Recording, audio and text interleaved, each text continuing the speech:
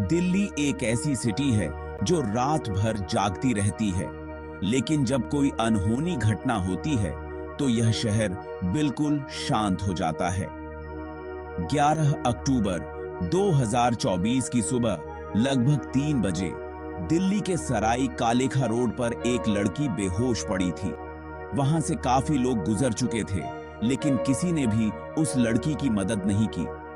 लड़की के शरीर के निचले हिस्से पर कोई कपड़ा नहीं था और उसके प्राइवेट पार्ट से काफी खून बह रहा था। कोई भी व्यक्ति उसे देखे बिना आगे बढ़ गया। तभी एक भारतीय नेवी के जवान का ध्यान उस पर गया। उसने तुरंत पुलिस को कॉल किया और लड़की को अस्पताल भेजा। लड़की का खून बहुत ज्यादा बह चुका था और अगर उसे समय पर इलाज नहीं मिलता तो उसकी जान जा सकती थी। लड़की की हालत में थोड़ी सुधार आने के बाद पुलिस ने उससे पूछताछ की कि उसके साथ क्या हुआ था, लेकिन वह मानसिक तौर पर इतनी कमजोर हो चुकी थी कि वह किसी सवाल का जवाब नहीं दे पा रही थी।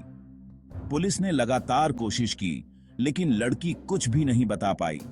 जब डॉक्टरों ने चेकअप किया तो उन्होंने पाया कि लड़की के साथ कई लोगों ने घिनौनी हरकत की थी। पुलिस के लिए यह सवाल था कि इन लोगों के बारे में और इस घटना की सही जानकारी कैसे मिलेगी, क्योंकि लड़की खुद कुछ बता नहीं पा रही थी। पुलिस ने मामले को सुलझाने के लिए एसीपी ऐश्वर्या सिंह को सौंपा। ऐश्वर्या सिंह ने लड़की से बेहतर तरीके से बात करने के लिए एक महिला पुलिसकर्मी को भेजा, जो सिविल ड्रेस में लड़की के पास जाती और उसकी देखभाल करती थी। कुछ दिन बाद लड़की ने इस महिला पुलिसकर्मी से अपने साथ हुई पूरी घटना का खुलासा किया। लड़की ने बताया कि वह ओसा से थी और दिल्ली में एक दोस्त के कहने पर आई थी ताकि उसे यहाँ बेहतर अवसर मिल सके। दिल्ली आकर उसने अनाथ बच्चों की मदद करना शुरू किया था, लेकिन उसकी वित्तीय स्थिति ठीक नहीं थी। वह अपने दोस्त पर बोझ बनने लगी थी और इसलिए वह दिल्ली छोड़कर किशनगंज चली गई थी। किशनगंज में कुछ समय बिताने के बाद लड़की की मानसिक स्थिति खराब होने लगी। धीरे धीरे वह पूरी तरह से अस्थिर हो गई और एक दिन बिना किसी को बताए वहां से गायब हो गई। उसने फुटपाथों और बस स्टैंड्स पर रहकर अपनी जिंदगी बिताई। फिर एक दिन 10 अक्टूबर की रात को दिल्ली के आईटीओ में 2 लड़कों ने उसे देखा। उनमें से एक प्रमोद था, जो एक कबाड़ी वाला था, और दूसरा शमशुल था, जो एक भिखारी था। उन्होंने लड़की को अपने साथ लिया और उसके साथ दरिंदगी शुरू कर दी।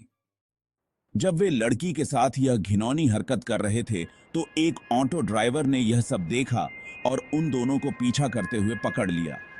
उसने लड़की को अपने ऑटो में डाला और उन दोनों आरोपियों को भी साथ बैठा लिया।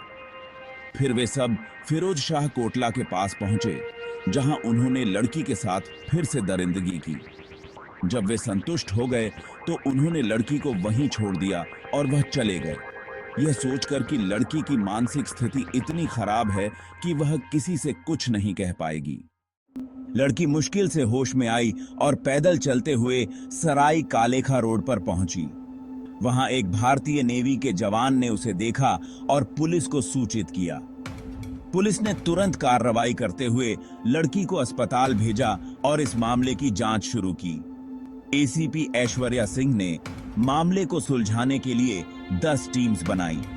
इन टीम्स ने 700 से अधिक सीसीटीवी फुटेज और 150 ऑटो ड्राइवरों से पूछताछ की। 21 दिनों के बाद आरोपियों को पकड़ लिया गया। अब ये तीनों आरोपी जेल में हैं, लेकिन मामला अभी कोर्ट में चल रहा है। यह देखने वाली बात होगी कि क्या इन आरोपियों को सजा मिलेगी या फिर कोर्ट के चक्कर में यह जल्दी रिहा हो जाएंगे।